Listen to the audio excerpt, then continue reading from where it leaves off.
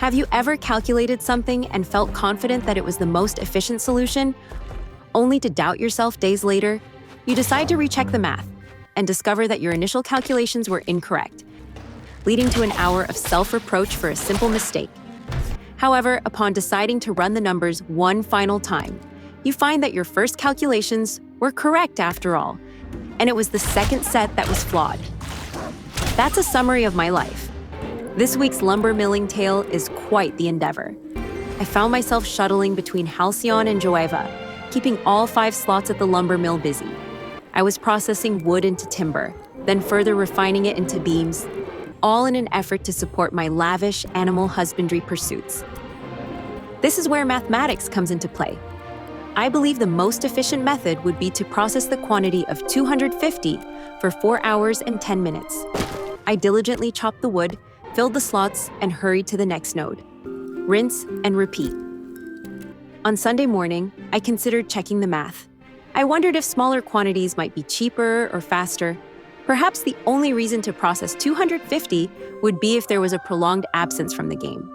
After doing the calculations, I discovered that smaller quantities are processed more quickly. Consequently, I began handling batches of 50 at a time. I chastised myself for over an hour, but something felt off. I decided to check the math one last time. And to my horror, I was once again incorrect. Essentially, everything takes 1 minute multiplied by the quantity. And the cost? Yeah, that's the same as well. So, I'm a dum-dum. The great news is that I've reached level 6 in animal husbandry, with only 4 more levels until I can acquire my new mounts. Speaking of new mounts, take a look at this one. I'm eagerly anticipating the moment I can ride this impressive creature. The second wave is imminent, and expectations are high. However, Steven has informed us that not all features will be available by December 20th. In Wave 2, we can anticipate the introduction of 2 new zones, the Sand Squall Desert and the Vandegar Tropics, which are presently designated as open PvP areas. We can also expect the emergence of Level 4 nodes. It's important to note that the current node level cap is 3, and 2 Level 4 nodes cannot be adjacent to each other. Consequently, we may witness some node wars in the future. I am excited for that one. 2 new races, the Vailoon and the Dunir, are being introduced. At last, I can fulfill my dream of playing as a bearded female dwarf, and not just any beard, but a magnificent one. The rogue archetype is anticipated to be part of Wave 2. Although it won't be available on December 20th, it may appear on the PTR, which remains under visual NDA. Additionally, we can anticipate the introduction of 4 new weapons: scepters, 2-handed maces, 2-handed axes, and dual-wield daggers. But of everything, I am excited about animal husbandry breeding, player shops, and instanced housing. So, will you be joining us for Wave 2? Perhaps the more pertinent question is it worth it? I was fortunate to win access to Alpha 2 during one of Ash's 24-hour charity streams. Adrenaline surged through my veins as that message appeared. After engaging with Alpha 2 for the first 2 weeks, my husband secured Wave 1 access for himself. For Christmas, we gifted our mutual friend Wave 2 access. Admittedly, it was partly for selfish reasons. Having a third team member increases our chances of surviving the tougher battles. It was surely worth it to us, but does that make it worth it for you? The most important question is whether you have disposable income. If not, it's advisable to wait for the beta version. If you do, then consider how patient you are before proceeding. Alpha 2 is enjoyable, but it certainly has its issues. Quests are sparse and often malfunctioning. The quest areas do not align with the correct parameters.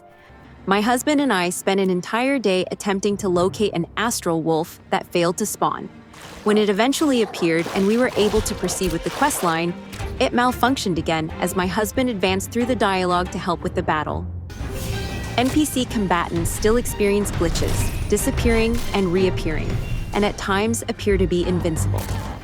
Then there are the severe crashes, inventory glitches, mount statues, extreme day-night cycles, advancing snow squares, poor AI quest voiceovers, but have you that's what we like hearing. Take this here axe. Relentless battles over materials, the frustration of lag-induced deaths, and many other issues.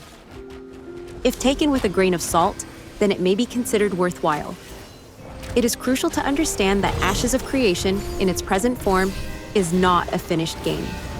Alpha 2 represents merely an incomplete segment of the game. I'm currently developing a guide for newcomers, which will be available by next weekend. Although I had hoped to release it this weekend, I preferred not to hasten the process. I want to take a moment to thank everyone who has commented, liked, and subscribed. I'm truly enjoying this game and am thankful for the opportunity to share it with all of you. Discussing graphics, a viewer inquired about my preferred settings. I alternate between medium and ultra. Ultra has an appealing aesthetic, though it often appears overly hazy.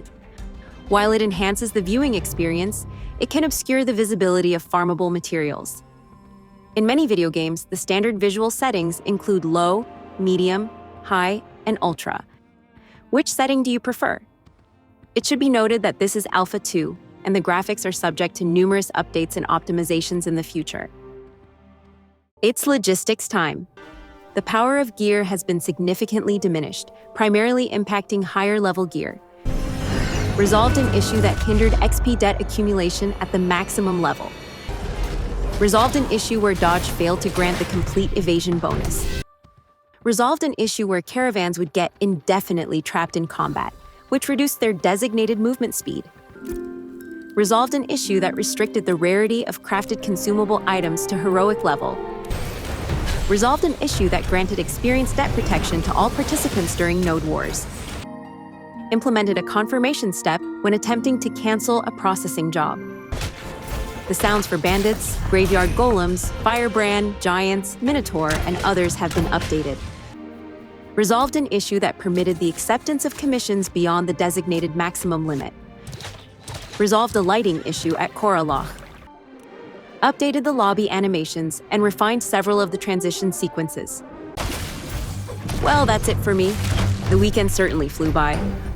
With the upcoming wipe on December 20th, it seems there's not much else happening right now.